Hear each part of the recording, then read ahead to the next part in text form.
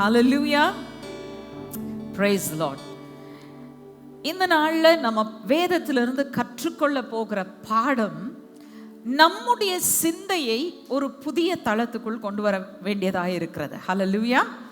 நம்ம இதுவரையிலும் இருந்த நாம் இதுவரை சிந்தித்து பார்த்திருக்கிற விதத்தை நாம் மாற்ற வேண்டிய ஒரு இடத்துக்கு நம்ம வரோம். ஹல்லேலூயா.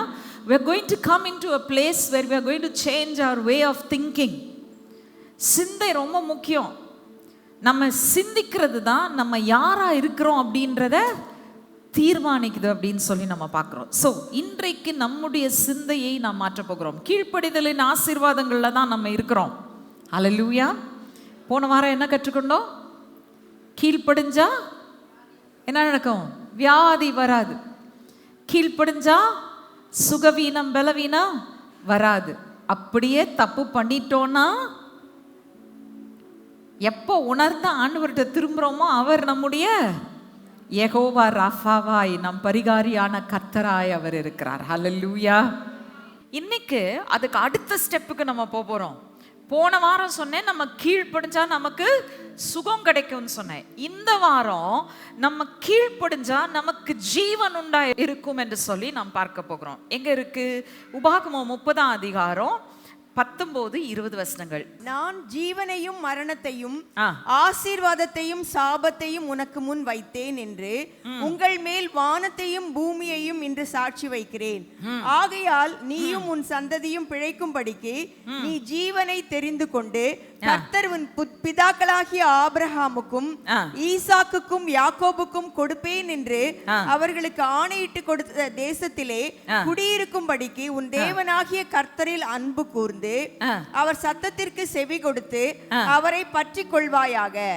அவரே உனக்கு ஜீவனும் தீர்க்காயுசுமானவர் என்றார். அல்லேலூயா. அவரே என்னவா இருக்கிறார்? நமக்கு ஜீவனும் தீர்க்காயுசும் இருக்கிறார். ஆனா ஜீவனும் தீர்க்காயுசும் வேணும் அப்படின்னா அங்க 3 காரியங்களை சொல்லி இருக்கிறாரு. என்ன 3 காரியம் அவர் சொல்றாரு? முதலாவது, உன் தேவனாகிய கர்த்தரில் அன்பு கூறு. 20ஆம் வசனத்துல சொல்லப்பட்டிருக்கு. நான் சொல்ற 3 பாயிண்ட்டும் எங்க இருக்கு? 20ஆம் வசனத்தை இருக்குது. அவர் என்ன சொல்றாரு? நீ உன் தேவனாகிய கர்த்தரில் அன்பு கூறு. 2வது, அவருடைய சத்தத்துக்கு செவி கொடு. 3வது, அவரை பற்றிக்கொள். ரைட்? இப்ப 3 இன்ஸ்ட்ரக்ஷன்ஸ். முதல் இன்ஸ்ட்ரக்ஷன் எடுத்துக்கோங்க. என்ன சொல்லுது? உன் தேவனாகிய கர்த்தரில் அன்பு கூர்ந்து. என்ன பிரச்சனை தெரியுமா இன்னைக்கு நமக்கு? இதை எடுத்தோடனே ஆமாமா நாங்கள் ஆண்டவரை நேசிக்கிறோம். ஆனால் நான் சொல்வேன், நிறைய பேர் வாழ்க்கையில் ஆண்டவர் பேரில் அன்பு கிடையாது, ஆண்டவரை குறித்த பயம்தான் இருக்கு. கரெக்டா? ஆண்டவரை குறித்த பயம். ஐயோ நம்ம ஏதாச்சும் தப்பு பண்ணிட்டா ஆண்டவரை நேசிக்கிறேன்னு சொல்கிறோம். ஆனாலும் நமக்கு எங்கேயோ மனசு ஓரத்தில் என்ன பயம் இருக்கு? தப்பு பண்ணிட்டா எங்கேயாச்சும் நம்மளை அடிச்சிருவாரோ. நல்லா கவனிங்க. நீங்கள் கிறிஸ்தவ குடும்பத்தில் பிறந்திருந்தா ரொம்ப முக்கியமாக பெரிய பிரச்சனை தான். ஏன்னா நமக்கு சொல்லி கொடுக்குறதெல்லாம் போய் சொல்றியா, நரகத்துக்கு தான் போவ, நீ பரலோகம் போக மாட்ட.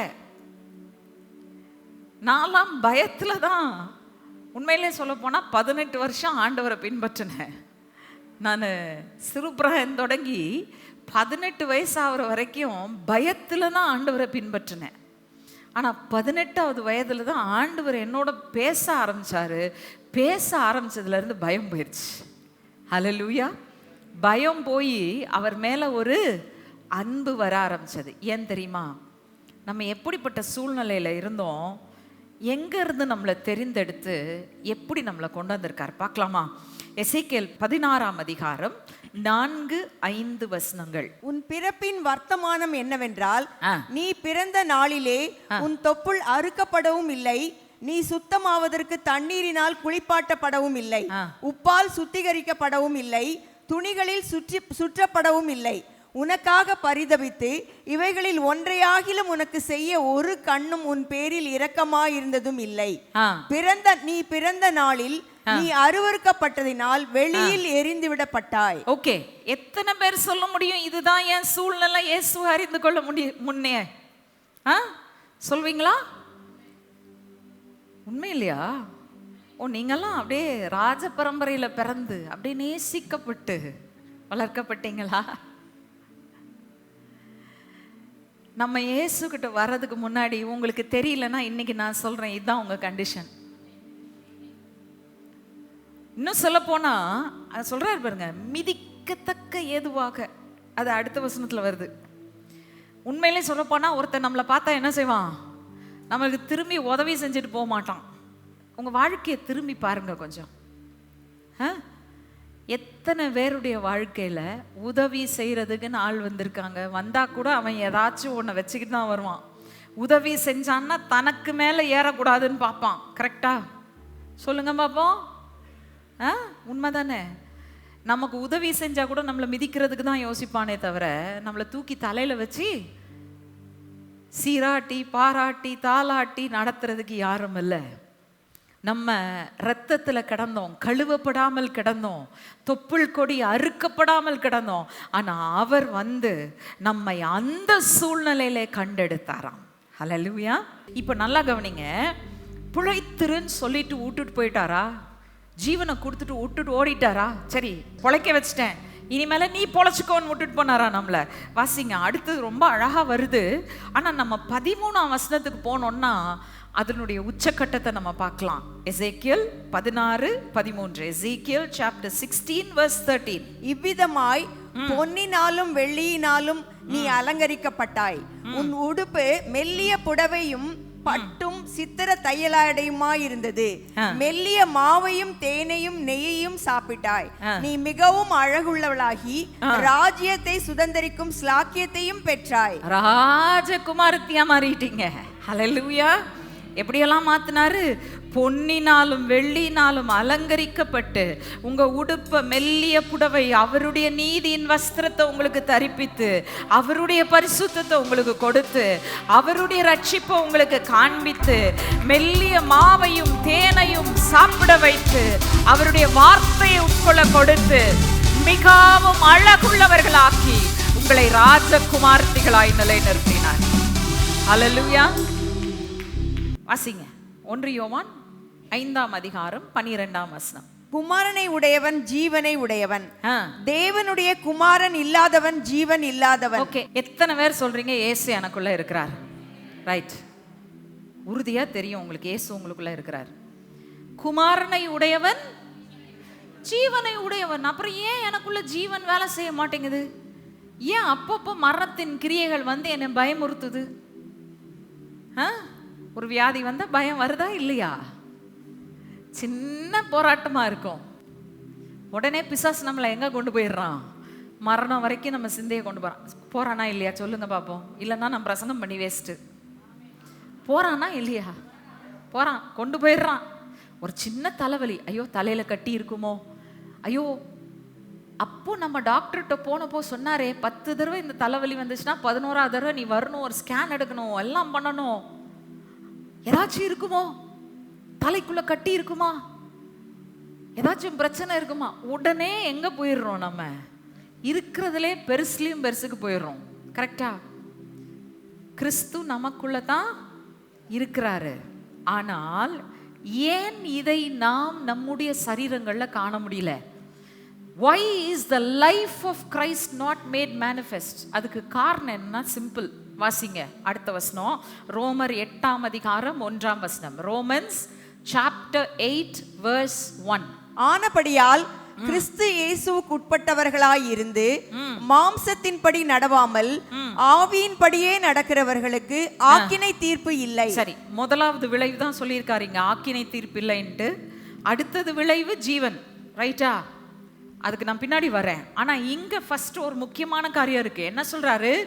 ஆனபடியினால் கிறிஸ்து இயேசுவுக்கு உட்பட்டவர்களாய். இப்ப அவர் என்ன ஆங்கிலத்துல வாசித்தீங்கன்னா என்ன சொல்லுது? To those who are in Christ Jesus. ஆங்கிலத்துல வாசித்தீங்கன்னா 4 வசனமும் வாசிக்கணும், 1 to 4 வாசிக்கணும். தமிழ்ல வாசித்தீங்கன்னா ஃபர்ஸ்ட்லயே வந்துருது. அது என்ன சொல்றாரு? ஆனபடினால் கிறிஸ்து இயேசுவுக்கு உட்பட்டவர்களாய் ஆவியின்படி நடத்தப்படுகிறவர்களுக்கு ஆக்கினை தீர்ப்பில்லை. இது முதல் ஆசீர்வாதம். 2வது ஆசீர்வாதம் ஜீவன். அதுக்கு வரலாம் நம்ம. ஆனா இங்க ரொம்ப முக்கியமா என்ன சொல்றாரு? கிறிஸ்து இயேசுவுக்கு உட்பட்டவர்களாய், those who are in Christ Jesus. அது என்னங்க in Christ Jesus? Christ is in me. இயேசு எனக்குள்ள இருக்கிறாரு. கரெக்டா? அப்ப நான் இயேசுக்குள்ள தானே இருக்கிறேன். அங்கதான் இல்லை. புரிஞ்சுக்கிட்டீங்களா? இயேசு எனக்குள் இருப்பது எப்படி வராரு? எங்குள்ள நான் வாயை திறந்து அறிக்கை பண்றேன், இயேசுவே நீரே மெய்யான தேவன், நீரே ஜீவனுள்ள தேவனுடைய குமாரன், நீர் பாவங்களுக்காக சிலுவையில் மரித்தீர், என் பாவங்களை சுமந்தீர், என்னை கழுவினீர், சுத்திகரித்தீர், நீரே என் தெய்வம், என் ரட்சகர், ஏற்றுக்கொள்றேன்னு உடனே அவர் வந்துட்டார் உள்ள. அவர் வந்துட்டார்னா என்ன வந்துருச்சு உங்களுக்குள்ள?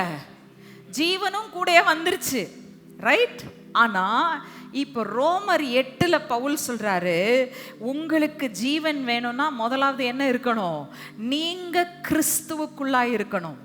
கிறிஸ்து உங்களுக்குள் இருப்பது மட்டுமல்ல, நீங்கள் கிறிஸ்துவுக்குள்ள இருக்கணும். எப்படிங்க நான் கிறிஸ்துவுக்குள்ள இருக்கிறது? ஒரே ஒரு வழி, கீழ்ப்படிதல். ஹல்லேலூயா. அவரை நேசிக்கிறோம் என்று சொன்னால் என்ன செய்யணும்னு சொன்னாரு? நீங்கள் என்னில் அன்பா இருந்தால் என் கற்பனைகளை கை கொள்ளுங்கன்னு சொல்லிட்டார். எத்தனை பேருக்கு புரியுது? புரிஞ்சதா? ஆண்டவருக்கு கீழ்ப்படிங்க. ஹல்லேலூயா. எத்தனை பேருக்கு விளங்குது நான் சொல்ற காரியம்? புரியுதா? ஓகே, இப்போ வாங்க. ஒபீடியன்ஸ் தான் first key to becoming the disciple of Jesus Christ. கீழ்ப்படிதல் தான் கிறிஸ்துவினுடைய சீஷனாக மாறுவதற்கு முதல் திறவுகோலா இருக்கு, ரைட்? இப்போ அதனுடைய முதல் ஆசீர்வாதம் நம்ம பார்த்துட்டோம். என்ன சொல்லிட்டாரு? ஆக்கினை தீர்ப்பு இல்லைன்னு ரோமர் 8 சொல்லிட்டார் முதல் வசனத்துல. ஆனா அங்க நிறுத்தல பவுல். 2ஆம் வசனத்துல சொல்றாரு பாருங்க, வாசிங்க, தொடர்ந்து வாசிக்கலாம்.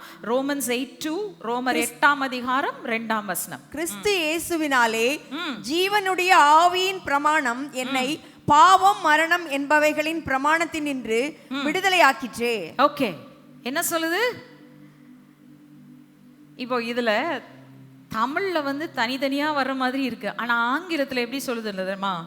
But the law of the spirit in Christ Jesus. அதாவது முன்னாடி வசனம் முடியல. ஓகே, அங்க என்ன சொல்லியிருக்குன்னா, there is therefore now no condemnation for those who are in Christ Jesus but the law of the spirit. அப்படின்னா என்ன அர்த்தம்? தொடர்ந்து நான் பேசிட்டு இருக்கேன்ப்பா, நான் இன்னும் என் செய்தியை முடிக்கல, ரைட்? என்ன சொல்ல வராரு? நீ முதலாவது கீழ்ப்படிஞ்சனா, நீ முதலாவது ஆண்டவருடைய சீஷனா, கிறிஸ்துவுக்குள்ள நீ இருந்தனா எப்படி இருப்ப? உனக்கா அக்கினை தீர்ப்பு இருக்காதுன்றார். அடுத்தது என்ன சொல்றாரு? the law of life in Christ Jesus. கிறிஸ்து இயேசுவில் உள்ள ஜீவனின் ஆவியின் பிரமாணம் என்னை என்ன செய்கிறதாம்? பாவம் மரணம் என்கிற பிரமாணம். பாவம் மரணம் என்கிற பிரமாணம் என்ன? பாவத்தின் சம்பளம் மரணம். ஓகே, இதுதான் பாவ பிரமாணம். பாவம் மரணம் என்கிற பிரமாணம் உலகத்தினுடைய ஆரம்பத்திலிருந்து இருக்குங்க. ஆதாமினுடைய நாட்கள்ல இருந்து இருக்கிறது மட்டுமில்ல, உண்மையிலே சொல்ல போனா நம்ம எல்லாருடைய தலையும் ஆளுகை செய்கிற பிரமாணம் இந்த பிரமாணம் தான். புரியுதா? சிலர் யோசிப்பாங்க, இல்ல இல்ல நாங்கெல்லாம் வந்து அந்த பிரமாணத்துக்கு கீழே வரல. நீங்க நினைச்சாலும் நினைக்காட்டியும் நீங்க அந்த பிரமாணத்துக்கு கீழே இருந்தீங்க, ரைட்? நிறைய பேர் கிறிஸ்துவுக்குள்ள வந்ததுக்கு அப்புறமும் இன்னமும் இருக்கிறாங்க. ப்ராப்ளம் என்ன தெரியுமா? சிறு வயசுல இருந்து நம்ம கற்றுக் கொடுக்கப்பட்டிருக்கிறது நெகட்டிவ்ஸ் தான், அல்லது கிறிஸ்துவுக்குள்ள வந்ததுக்கு அப்புறம் நம்ம கற்றுக் கொடுக்கப்பட்டிருக்கிறதும் நெகட்டிவ்ஸ் தான். பாவம் செஞ்சியா சாபம் வரும், நீ இது செஞ்சியா அது வரும். பயமுறுத்தி பயமுறுத்தி பயமுறுத்தியே நம்மளை கொண்டு வந்து நம்ம பேச்சானாலும் சரி, நம்ம பாட்டானாலும் சரி, நம்ம வேதத்தை பார்க்கிற பார்வையா இருந்தாலும் சரி, எல்லாத்துலயும் என்ன இருக்கு? பாவம் மரணம் என்கிற பிரமாணம். சரி, இப்ப ஜீவனின் ஆவியின் பிரமாணம் என்ன? வாசிங்க, ரோமர் 8ஆம் அதிகாரம் 11ஆம் வசனம். Romans chapter 8 verse 11. அன்றியும் இயேசுவை மரித்தோரிலிருந்து எழுப்பினவருடைய ஆவி உங்களில் வாசமாயிருந்தால், கிறிஸ்துவை மரித்தோரிலிருந்து எழுப்பினவர் உங்களில் வாசமாயிருக்கிற தம்முடைய ஆவியினாலே சாவுக்கு ஏதுவான உங்கள் சரீரங்களையும் உயிர்ப்பிப்பார். ஓகே, என்ன சொல்றாரு? கிறிஸ்துவை மரித்தோரிலிருந்து எழுப்பினவருடைய ஆவி உங்களுக்குள் வாசமாய் இருந்தால் சாவுக்கேதுவான உங்கள் சரீரங்களை அவர் என்ன செய்வாராம்? தம்முடைய ஆவியினால அவர் உயிர்ப்பிப்பார். ஹல்லேலூயா. இதுதான் ஜீவனின் ஆவியின் பிரமாணம். மரணம் கிரியை செய்கிற இடத்திலும் ஜீவனின் ஆவியின் பிரமாணம் இருந்தால் அங்கே உயிர்த்தெழுதலின் வல்லமை உயிர்ப்பிக்கும். மரணத்தை கொண்டாராது, ஜீவனை கொண்டாரும். ஹல்லேலூயா. எவ்வளவு தூரத்துக்கு? எப்பவுமே நான் சொல்றது உண்டு, உங்களுக்கு ஆண்டவர் வச்சிருக்க நோக்கங்களை நீங்க செய்து முடிக்கிற வரைக்கும் தீர்க்கமா முடிச்சுட்டு நாம் பரலோகத்தில் போய் நிற்கும் போது, ஆண்டவரே அரைகுறையா பிசாசு தட்டிட்டான் வந்துட்டேன் ஆண்டவரே மன்னிச்சுக்கோங்க உங்க வேலையை செஞ்சு முடிக்கலன்னு சொல்றதுக்கு இல்லை. அங்க போய் நிற்கும் போது இயேசு கிறிஸ்து சொன்னது போல, பிதாவே முடிந்தது என்று அவர் சொல்லும் போது, இட் இஸ் கம்ப்ளீட்லி கம்ப்ளீட், எல்லாத்தையும் செஞ்சு முடிச்சுட்டு ஆண்டவரே ஒன்னையும் விட்டு வைக்கல. நீங்க எனக்காக போட்ட திட்டம், பிளான், ப்ளூ பிரிண்ட் எல்லாத்தையும் முடிச்சிட்டு கம்ப்ளீட் பண்ணிட்டு ஆண்டவரே வந்திருக்கேன் உங்க சமூகத்துல. ஹல்லேலூயா. நமக்கெல்லாம் இந்த சின்ன கிளாஸ்ல இருந்தே பதில் சொல்லு டீச்சர் சாக்லேட் தரேன், சண்டே ஸ்கூல்ல பிள்ளைங்களை அப்படி பழக்கி விட்டுனோம். நீ பதில் சொன்னா சாக்லேட், எதுக்கு எடுத்தாலும் ஒரு பிரைஸ், ஒரு கிஃப்ட். அந்த மாதிரி ஆண்டவர் நமக்கு இன்னைக்கு ஒரு கிஃப்ட் வச்சிருக்கிறாரு. என்னன்னா, ஜீவன் வேணுமா? கீழ்ப்படி. ஜீவன் கிஃப்ட். அதை பெற்றுக்கொள்வதற்கு நீ செய்ய வேண்டியது என்ன? கீழ்ப்படின்னு நமக்கு இன்னொரு ஊக்க பரிசா அதை வச்சுட்டாரு. இப்போ கீழ்ப்படுகிறது ஈஸியா மாறிடுச்சா? உயிரோட இருக்கணும்னா, கொச்ச பாஷையில சொன்னா உசுரோட இருக்கணும்னா அவருக்கு கீழ்ப்படி. ஹல்லேலூயா. என்னென்னவோ செஞ்சு பார்க்குறோம், எவ்வளவு டாக்டருக்கு செலவு பண்ணுறோம், எவ்வளவு மருந்துக்கு செலவு பண்ணுறோம், எவ்வளவு பயம் பயம் பயம் பயம்னு அடிமைப்பட்டிருக்கிறோம். அந்த பயமே பாதி வியாதியை கொண்டாடும். கரெக்டா இல்லையா? சொல்லுங்க பாப்போம். பயமே பாதி வியாதியை உங்கள் வாழ்க்கையில் கொண்டாந்துரும். அதுக்கு பணம் செலவு பண்ணுறதுனாலும் சரி, அதுக்கு ஓடி ஓடி மருத்துவரை பார்க்கறதுனாலும் சரி செய்கிறேன். ஆனால் ஆண்டவருக்கு கீழ்ப்படுகிறது மட்டும் ரொம்ப கஷ்டம் சிஸ்டர். அதை மட்டும் சொல்லாதீங்க, அதைத்தான் சொல்லுவோம். ஏன்னா அதுதான் உங்களை பரலோகம் கொண்டு போய் சேர்க்கும். ஹல்லேலூயா. விளங்குதா? கீழ்ப்படிதல் ஒன்று மாத்திரம்தான் ஜீவனின் ஆவியின் வல்லமையை உங்களுக்குள்ள கட்டவிழ்க்கும். ஹல்லேலூயா. ஓகே, இப்போ ஏன் இது வேணும்? ஏன்னா அவர் சொல்றாரு, ஜீவனின் ஆவியின் பிரமாணம் இருந்தால்தான் மரணம், பாவம், மரணம் என்கிற பிரமாணம் மேற்கொள்ளப்படும். நீங்க அதிலிருந்து விடுதலை பெறுவீர்கள். தேவனுடைய ஆவியானவர் எங்கே உண்டோ அங்கே விடுதலை உண்டு. ஆவியின் பிரமாணம் தான் பாவ பிரமாணத்திலிருந்தும் மரண பிரமாணத்திலிருந்தும் நம்மள விடுதலையாக்குது. ரைட். இப்போ அது ஏன் அவ்வளோ அவசியம்? வாசிங்க யாக்கோபு 1:25. James chapter 1:25. சுயாதீன பிரமாணமாகிய பூர்ண பிரமாணத்தை உற்று பார்த்து அதிலே நிலைத்திருக்கிறவனே கேட்கிறதை மறக்கிறவனாயிராமல் அதற்கேற்ற கிரியை செய்கிறவனாயிருந்து தன் செய்கையில் பாக்கியவானாயிருப்பான். ஓகே, என்ன சொல்றாரு? சுயாதீன பிரமாணமாகிய பூரண பிரமாணத்தை உற்று பார்த்து. அது என்னங்க சுயாதீன பிரமாணம், பூரண பிரமாணம்? வேற ஒன்றும் இல்லை, உங்கள் கையில் இருக்கிற வேதாகமம் தான். இதில் தான் அந்த 2 பிரமாணமும் இருக்கு. ரைட். ஆனால் நீங்கள் பூரண பிரமாணத்தை, தேவனுடைய வார்த்தையாக்கிய பூரண பிரமாணத்துக்குள்ளே நீங்கள் உற்று பார்க்கணும். அவருடைய இந்த ஜீவனை பெற்றுக்கொள்ளணும்னா there are 2 ways you can look into. ஜீவனை பெற்றுக்கொள்றதுக்குள்ள இந்த பிரமாணத்தை பார்க்கறதுக்கே 2 வழி இருக்கு. நீங்க பாவம் மரணம் என்கிற பிரமாணத்தின் கீழ் இருந்துகிட்டே இந்த பூரண பிரமாணத்தை உற்று பார்க்கலாம். உற்று பார்க்கும்போது உங்க கண்ணுக்கு தெரியறதெல்லாம் என்ன தெரியும்? மரணம் தான் தெரியும், நெகட்டிவ் தான் தெரியும். ஐயோ ஆண்டவர் இப்படி சொல்லிட்டாரு, எனக்கு நெகட்டிவ் வேர்ட்ஸ், நெகட்டிவ் காரியங்கள் எல்லாம் வரும் அதுல இருந்து. ஆனா விடுதலை பெற்று ஆவியின் பிரமாணத்துக்கு கீழே வந்தவங்களா இந்த பிரமாணத்தை பார்த்தீங்கன்னு வச்சுக்கோங்களேன், அப்போதான் பூரணமாக்கப்படுதலுக்கு நேரே கடந்து போகிற சத்தியத்தை கர்த்தர் உங்களுக்கு வெளிப்படுத்துவார். அல்லேலூயா. எத்தனை பேருக்கு விளங்குது நான் சொல்றது? கொஞ்சம் கஷ்டம்தான், இந்த செய்தி கொஞ்சம் கஷ்டமானதான். தயவுசெய்து போய் 2-3 தடவை போட்டு கேளுங்க. ஆனா புரிஞ்சுக்கிட்டீங்கன்னா உங்க வாழ்க்கையில இன்றிலிருந்து ஒரு பெரிய விடுதலை. அல்லேலூயா. பெரிய விடுதலை, மரண பயத்திலிருந்து விடுதலை.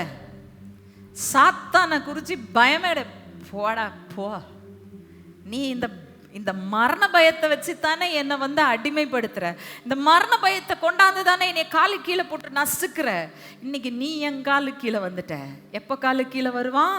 பாவம் மரணம் என்கிற பிரமாணத்திலிருந்து நீங்கள் விடுதலையாகி ஜீவனின் ஆவியின் பிரமாணத்தை பற்றி கொள்ளுகிறவர்களாய், அந்த ஜீவனாலே பற்றி கொள்ளப்படுகிறவர்களாய் நீங்கள் மாறினால் ஒழிய சாத்தான கால் கீழே கொண்டு வர முடியாது. அல்லேலூயா.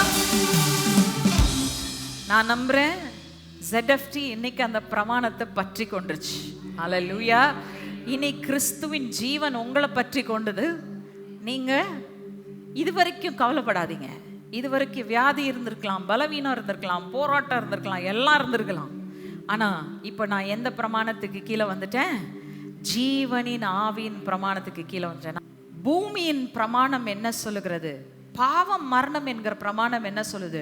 வயசாக ஆக இது சாவுக்கேதுவான சரீரம், இதுக்குள்ள இந்த பலவீனங்கள் எல்லாம் வரும், குறைவுகள் வரும், போராட்டங்கள் வரும். ஆனா நான் சொல்றேன், நான் அந்த மரண பிரமாணத்துக்கு கீழே இல்லை, நான் ஜீவனின் ஆவியின் பிரமாணத்தின் கீழே இருக்கிறேன். ஆகவே மரணம் ஜீவனுக்கும் மரணத்திற்கும் பாவத்திற்கும் என் மேல் அதிகாரம் இல்லை. ஜீவனின் ஆவியின் பிரமாணத்தினால நான் சுகம் பெறுவேன். அல்லேலூயா. நான் தப்பு பண்ணிட்டு அடி வாங்கல ஆண்டவரே, உமக்காக ஓடினேன், ஓடிட்டே தான் இருக்கிறேன். பிசாசு நினைக்கிறான் பாவம் மரணம் என்கிற பிரமாணத்தை என் சிந்தையில வச்சு என்னை கட்டலான்னு நினைக்கிறான். முன்னாடி எல்லாம் சொல்லுவேன், ஐயோ முடியல, ஐயோ முடியல. இப்போ நான் கத்துக்கிட்டேன், ஐயோ முடியலன்னு சொல்லக்கூடாது. முடியலனாலும் முடியும். என்னை பலப்படுத்துகிற கிறிஸ்துவினால எல்லாவற்றையும் செய்ய எனக்கு பலன் உண்டு. அல்லேலூயா. அல்லேலூயா. சாவுக்கு ஏதுவான சரீரம் தாங்க உங்க சரீரம். ஆனா அந்த சரீரம் சாவுக்கு ஏதுவான சரீரமா இருந்தாலும் அதில் பாவம் மரணம் என்கிற பிரமாணம் ஆளுகை செய்யாதபடிக்கு ஜீவனின் ஆவியின் பிரமாணத்தை கட்டவிழ்ப்பது உங்களுடைய கீழ்ப்படிதல். கீழ்ப்படிங்க, ஆண்டவர் அவருடைய சுகத்தை உங்களுக்கு கொடுப்பார், அவருடைய ஜீவனின் வல்லமையை கொடுப்பார். எங்கெல்லாம் உலகத்தின் சட்டம் வேற சொல்லுதோ ஆவியின் பிரமாணம் வேற சொல்லும். அல்லேலூயா. எத்தனை பேருக்கு அந்த ஆவியின் பிரமாணத்தின் கீழ் வாழணும்னு ஆசை இருக்கு? ஏன்னா அதுல வாழ்ந்தீங்கன்னா தான், அந்த விடுதலையின் பிரமாணத்துக்கு கீழே நீங்க வந்தீங்கன்னா தான் சுயாதீன பிரமாணமாகிய இந்த பூரண பிரமாணத்தை நீங்க உற்று நோக்கும் போது இதற்குள் இருக்கிற பூரணமெல்லாம் உங்களுக்குள்ள வரும். நீங்க ஆண்டவருக்கு முன்னாடி போய் நிற்கும் போது பூரணராக்கப்பட்டவர்களாய், குறைவற்றவர்களாய், பிழைவற்றவர்களாய், நிறைவுள்ளவர்களாய் தேவ சமூகத்தில் நிற்பீர்கள். அல்லேலூயா.